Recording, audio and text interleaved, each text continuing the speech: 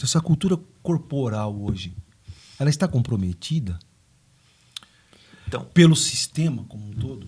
eu acho que... Porque assim, eu estou te fazendo essa pergunta, porque isso é questão que eu levantei com algumas pessoas que vieram aqui, né? Mas eu acho que você é um cara que pode dar uma resposta mais centrada nesse processo. É assim, hoje, até no off eu estava te falando, né? Você tem as condições hoje sociais melhores. Você consegue comprar um tênis, você consegue comprar uma bola, você consegue comprar tal coisa. As escolas, invariavelmente, todas elas, bem ou mal, ruim ou boa, tem uma quadrinha lá, né? Ou é de cimento, ou é disso. Mas a dificuldade que o aluno tem hoje de praticar um esporte, de praticar educação física. A educação física hoje, me parece, pelas conversas, e você pode confirmar comigo ou não, me parece que está sendo dada de forma mais teórica. Isso não compromete essa prática corporal, mesmo que isso esteja dentro de um processo legal, desde que isso esteja na legislação. Você não acha que isso se compromete? Quer dizer, a influência do celular para os jovens.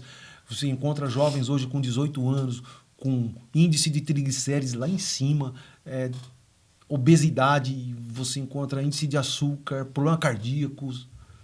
Como é que você analisa isso? Como é que você vê essa relação hoje? Bom, você é teórico, né? Sim, Professor, entendendo o processo. Bom, o meu primeiro grande estudo foi feito no mestrado a respeito disso. O que eu questionava? O governo tinha como proposta, que nós chamamos de parâmetros curriculares nacionais. Era a proposta de você trabalhar a questão cultural. O livro do professor Darwin, PCN para a Educação Física Escolar, analisando a manifestação dos professores, que é o livro lançado pelo professor no ano de 2003. Foi na época que eu fiz o mestrado. E aí eu coloco meus alunos dentro da disciplina de metodologia da pesquisa aqui no curso de Educação Física, que tudo surge a partir de inquietações. Então, qual era a minha inquietação nesse momento que eu estava lá, trabalhando na escola, saí da escola para ir fazer o mestrado, né, na ensino na Educação Física Escolar, eu tinha essa inquietação, porque existia uma proposta, né, digamos assim, os grandes pensadores da educação física, né, colocaram um modelo de educação física que poderia ser, né, praticado de uma forma mais adequada, sem essa competitividade necessária do mundo esportivo dentro da escola, que é a cultura corporal de movimento. Que é o lazer. Mais voltada para o lazer. Isso. E a capacidade de desenvolvimento das habilidades corporais na escola. Esse seria o grande papel. Então, os parâmetros curriculares nacionais traziam isso como proposta para a educação física. Ao ler a proposta, que era um livro, o governo editou 700 mil exemplares, distribuiu para todo mundo que era professor recebeu em casa, alguns nas unidades escolares, e a direção da escola recebeu para cada disciplina, né, a proposta curricular para a educação, em cada uma das séries, né?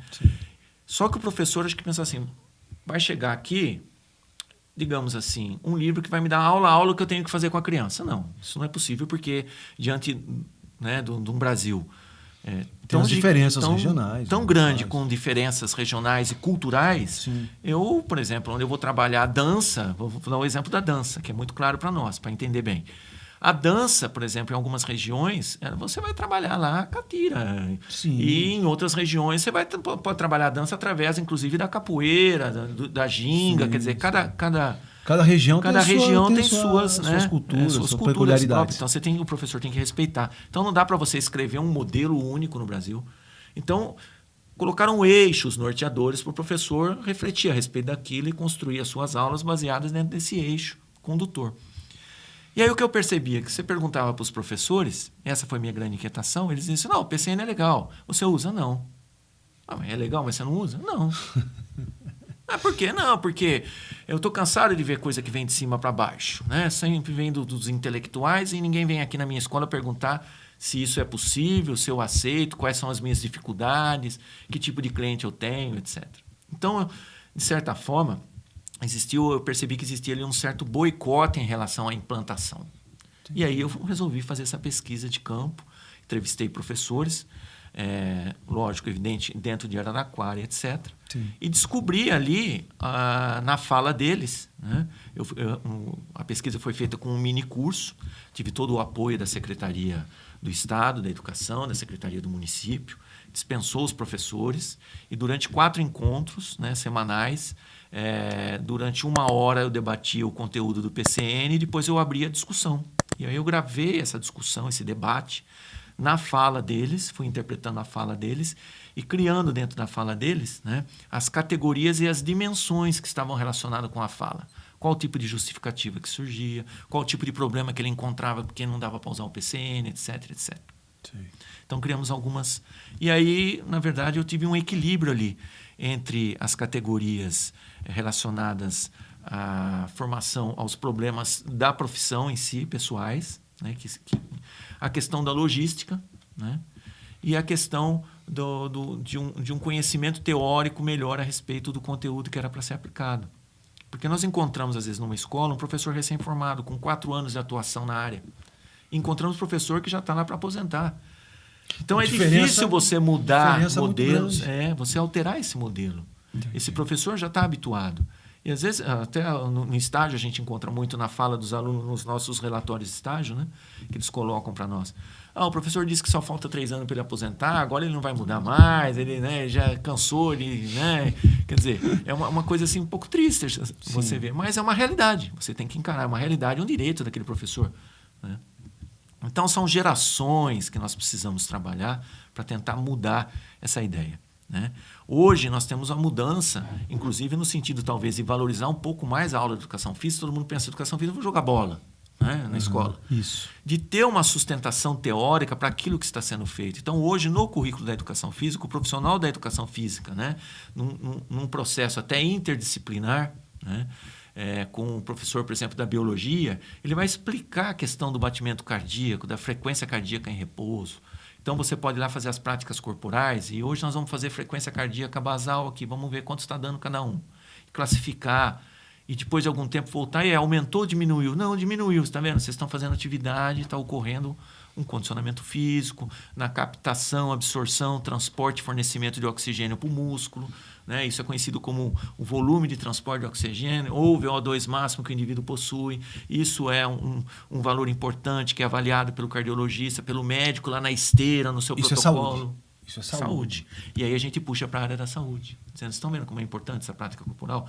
Então, na verdade, a escola hoje tem um papel de desenvolver essa capacidade da cultura corporal de movimento relacionada com a valorização para o seu cotidiano e para o bem-estar para o resto da sua vida.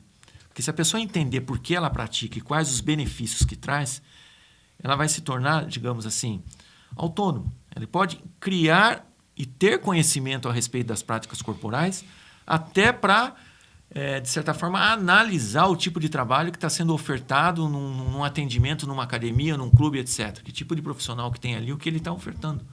Que tipo de trabalho. Aí nasce o conhecimento crítico sobre o desenvolvimento do esporte. Então, ele vai numa academia, quer dizer, o sujeito não vai empurrar qualquer coisa para ele. Espera aí, nós temos um limite aqui, eu sei que nós estamos fazendo isso.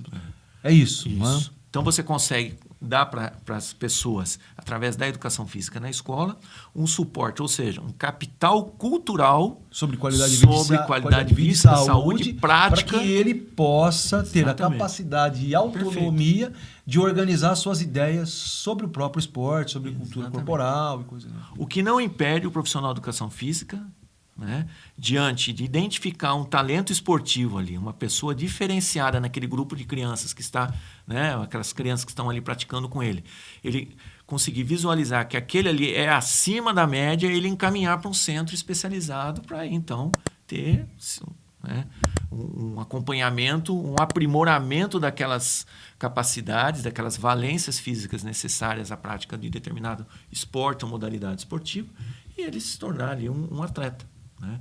Que nos Estados Unidos, em alguns outros modelos educacionais, é muito valorizado como currículo esportivo para ingresso numa universidade, o que no Brasil nós ainda não temos. Né? Então, inclusive, eu tive a oportunidade de trabalhar com jovens aqui em Araraquara que estavam preparando um currículo esportivo para tentar o ingresso numa universidade nos Estados Unidos.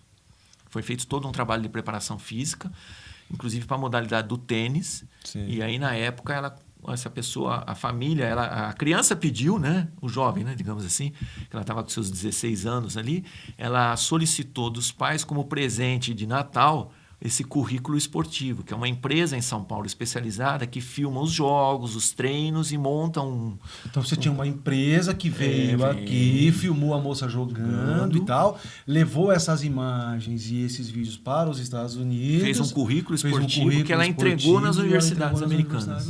E lá ela conseguiu vaga em 5 universidades. Ela acabou indo para Pittsburgh.